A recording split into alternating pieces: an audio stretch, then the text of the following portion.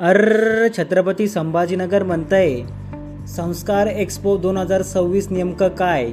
चला तर मित्रांनो जाणून घेऊया आजच्या या व्हिडिओमध्ये।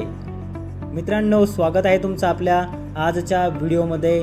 आज आपण छत्रपती संभाजीनगर येथे संस्कार एक्सपो याचं व्हिजिट करणार आहे। गेटमधून एंट्री केल्याच्या नंतरच आपल्या स्वामी महाराजांचा अतिशय सुंदर दरबार दिसतो। ज्या वेळेस आपण गेटमधून आतमध्ये एंट्री करतो तेव्हा आपल्याला खूप मोठे असे स्टॉल लागलेले दिसतात, जसे पुस्तक विभाग, विश्वामित्र ऋषी विभाग, मार्गदर्शन विभाग असे मोठमोठाले सभागृह मंडप उभारण्यात आलेले आहे।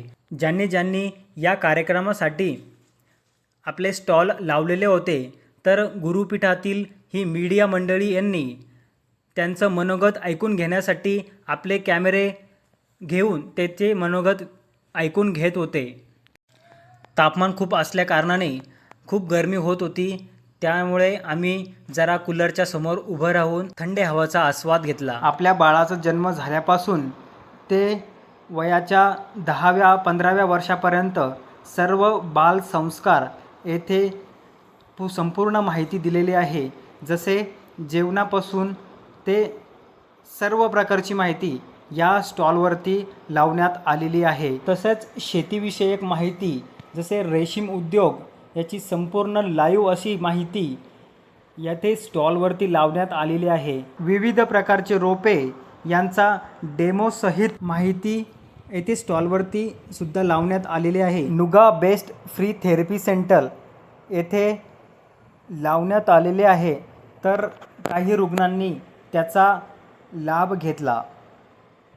हे तुम्ही बघू शकता नुगा बेस्ट थेरपी सेंटरची माहिती। छत्रपती संभाजीनगरचे जिल्हाधिकारी दिलीप स्वामी यांनी स्वामी सेवेकरी असून 3 दिवसापासून लगातार येथे सेवा देत आहे आणि त्यांनी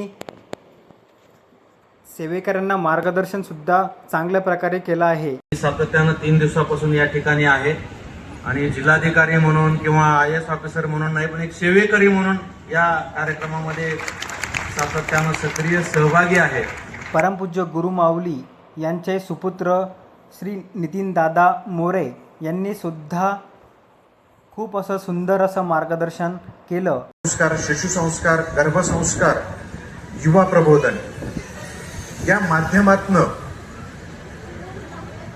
सर्व प्रकारे उपक्रम चालवले जात असतात आणि ही सर्व उपक्रम या देशात आदर्श नागरी पिढी घडवण्याकरता, सुसंस्कारित पिढी घडवण्याकरता हे सर्व उपक्रम परमपूज्य गुरु माऊलींच्या मार्गदर्शनाखाली गेली 40-50 वर्षांपासून सुरू आहे। तसं या श्री स्वामी समर्थ सेवा मार्गाची परंपरा गेली 70 वर्षांचा तो इतिहास आहे।